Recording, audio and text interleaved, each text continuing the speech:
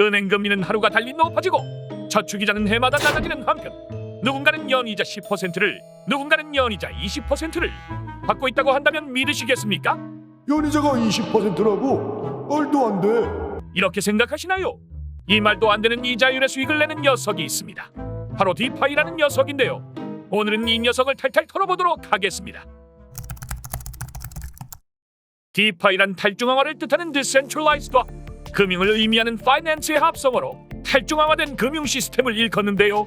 2009년 미국을 시작으로 발발했던 전 세계적 금융위기 서브프라임 모기지 사태에서 세상에 태어난 첫 디지털 자산인 비트코인을 만든 창시자인 사토시 나카모토는 이런 말을 했습니다. 거래에 있어서 중개자인 3자는 필요하지 않는다. 중개자 시스템을 없애버린 비트코인이 세상에 나오면서 그것을 작동시킬 블록체인까지 세상에 나왔었죠.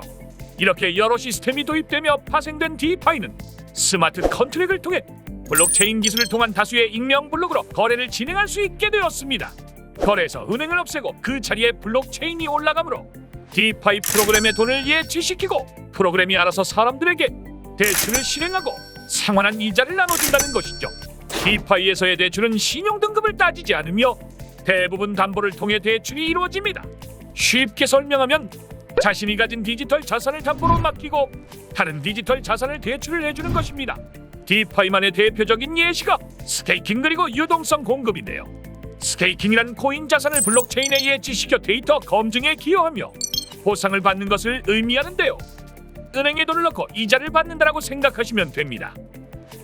하지만 은행과는 다른 점은 높은 이자율과 유동성 공급이란 디파이만의 독특한 금융 시스템 때문인데요.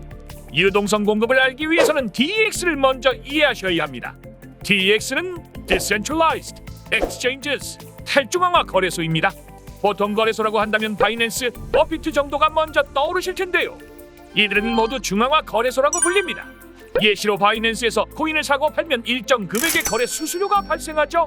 이때 바이낸스에서는 거래 수수료를 가져가고 상황에 따라 여러분들의 거래를 제재하거나 혹은 정지를 시킬 수도 있습니다. 왜냐고요? 중앙화된 거래소니까요. 은행과 공공기관처럼 여러분의 거래에서 거래소가 중개인이 되어 직접 관리하기 때문입니다.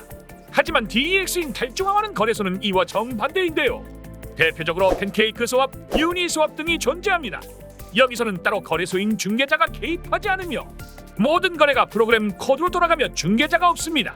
이때 거래를 스왑이라 불리며 일정한 교환 비율을 가지고 있는 두 개의 코인을 한 쌍으로 교환해줍니다.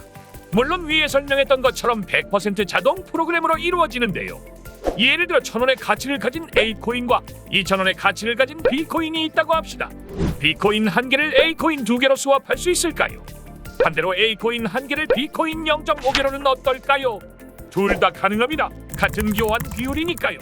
이처럼 거래소에서 진행되는 물물 교환이라 생각하시면 되는데요. 많은 사람들이 거래소에서 이 수업을 진행하려면 교환이 되는 코인을 많이 가지고 있어야 합니다.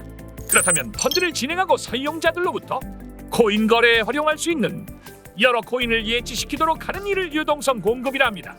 사용자가 유동성을 제공하는 것이죠. 유동성 공급을 위해 사용자들로부터 코인을 예치시키는 대가로 예치시킨 사용자들은 예치시킨 비율만큼의 이자를 받고 거래소 수수료의 일부를 보상으로 받을 수도 있습니다. 비트코인 투자자의 무려 60%가 2030 세대라 합니다.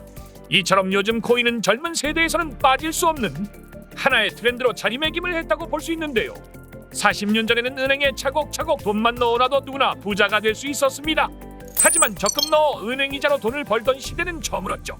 현 시대는 하루가 달리 변화하는 세상 속에서 누군가는 자신의 꿈을 위해, 누군가는 풍족한 노후를 위해 우리는 4차 산업혁명 시대에 맞춰 새로운 방법을 끊임없이 갈구해야 합니다.